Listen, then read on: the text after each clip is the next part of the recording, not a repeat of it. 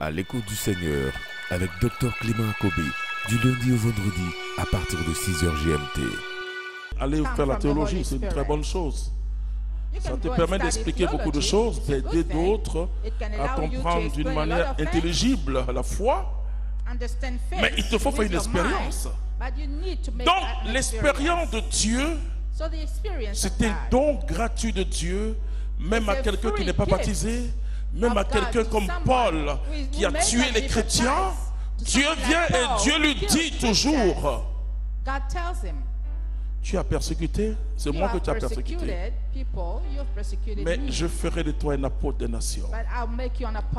Va chez Ananie, et là tu vas recevoir le baptême. Et Paul est devenu un champion de l'évangélisation. Donc tu dois porter une vision nouvelle.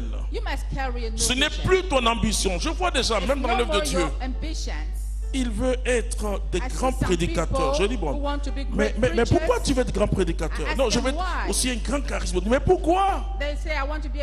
C'est ta propre vision. Vous savez ce que ça conduit?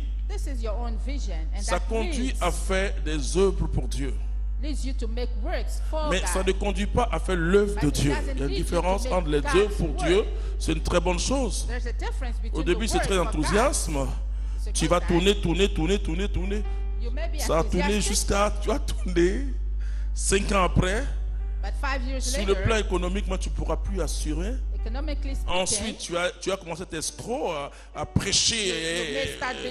Donner, c'est donner. Parce que ce n'est pas accompagné de la grâce. La grâce, c'est la faveur. Si le Seigneur ne t'a pas appelé à faire quelque chose, ne fais pas cette chose. Ah oui. Mais quand le Seigneur t'appelle, tu passeras par la croix. C'est-à-dire ta nature humaine va s'affaiblir. Oh, elle est toujours là, hein, le vieil homme. Il est toujours là. Bon, on combat toujours, hein, c'est pas facile. Mais tu sais que tu ne peux plus vivre comme avant. Alors, tu n'es pas quelqu'un comme aujourd'hui, on le voit, très ambitieux de faire des œuvres pour Dieu. Ah, créer. Il y a autant d'églises, autant de communautés, autant de ministères. Bon, je prie Dieu que ça soit le fardeau de Jésus que les gens portent. Mère Teresa a porté un fardeau. Vous voyez, qu'est-ce que l'évêque a dit à la supérieure de Mère Teresa? Mais celle-là, quand elle était novice, pour la messe, quand je te lève, elle ne pouvait pas allumer et trembler comme ça. Qu'est-ce qu'elle va aller faire à Calcutta et les pauvres là-bas? Ce que Dieu te demande, humainement, tu ne peux pas le réaliser. C'est ce qui montre que ça vient de Dieu. Les chrétiens doivent réapprendre à discerner. À discerner la voix du Seigneur. Et c'était un don extraordinaire de Élie, le sacrificateur, qui a dit à son fils: s'il t'appelle cette fois-ci, dis Seigneur, parle, ton serviteur écoute. Il n'a pas dit Seigneur, écoute, ton serviteur parle. Et ce que nous voyons aujourd'hui, c'est Seigneur, écoute. Écoute-moi, Seigneur, je parle. Non. Et c'est là où Dieu va, vous voyez, c'est intéressant. Parce que les fils d'Élie, le sacrificateur, ont été disqualifiés. Et la Bible dit à cette période, il n'y avait plus de prophétie. Mais la lampe du Seigneur était toujours allumée. Heureusement d'ailleurs. Donc Israël était toujours peuple de Dieu. Et voilà que Dieu touche le petit. Et la première parole que Dieu donne à ce petit, va dire à ton papa Élie que tous ses enfants sont disqualifiés.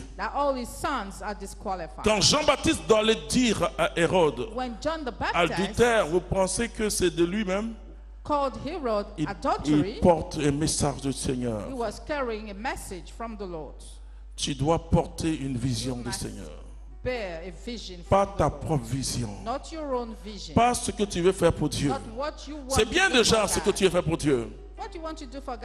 Mais il faut que le Seigneur mette son fardeau. Une vision est un fardeau de Dieu dans ta vie.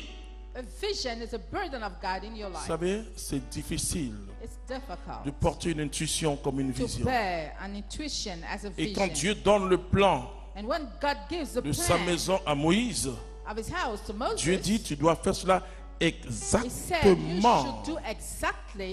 Si vous portez une vision ou une intuition du Saint-Esprit, vous saurez que vous êtes déjà crucifié avec ça. On ne pourra pas vous comprendre. Quand François reçoit Dieu et qu'après l'évêque dit à François, écoute, fais venir une constitution, vous voyez? Bon, parce qu'on doit voir si on doit vous reconnaître. François dit constitution, constitution. Et l'évêque explique, il dit, ok, j'ai compris. Il va prendre la Bible. Francis goes and take the Bible. Il va copier toutes les paroles fortes qu'il a reçues. Et cette parole qui va faire fuir tout le monde, c'est la parole de Jésus au jeune homme riche. C'est le jeune homme riche dans la deuxième catégorie, c'est les chrétiens qui sont dans la zone transitoire entre charnel et puis être spirituel. Et il dit, oui, je fais tout cela depuis les commandements, je les observe, tout cela. Mais si tu veux être parfait, va, vends tous tes biens. Jésus n'a pas dit certains biens. Ces paroles-là, aujourd'hui, le monde chrétien ne veut pas l'entendre, mais je vous le dis. Vends tout. Moi, je l'ai vu avec tonton Adou. Je l'ai vu, moi. Parce qu'il a entendu mon témoignage. Et la bonne nouvelle, c'est qu'avant-hier, après Asuba, pour la première fois, je l'ai vu en songe. Bon, je ne vous dirai pas le contenu. Hein. Voilà.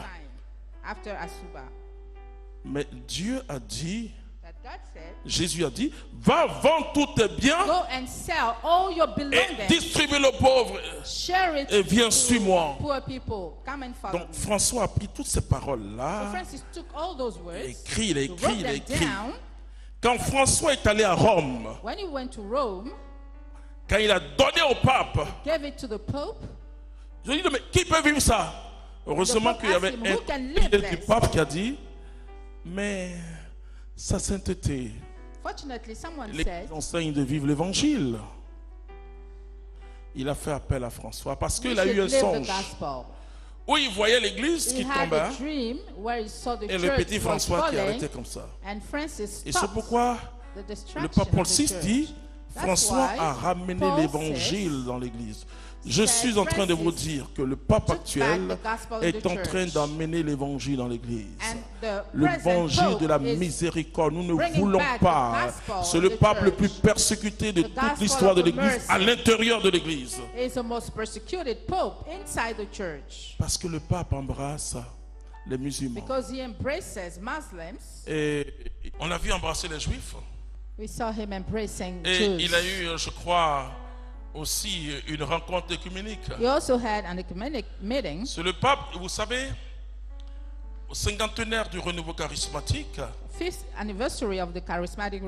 le pape catholique était avec son ami évangélique sur le podium, protestant.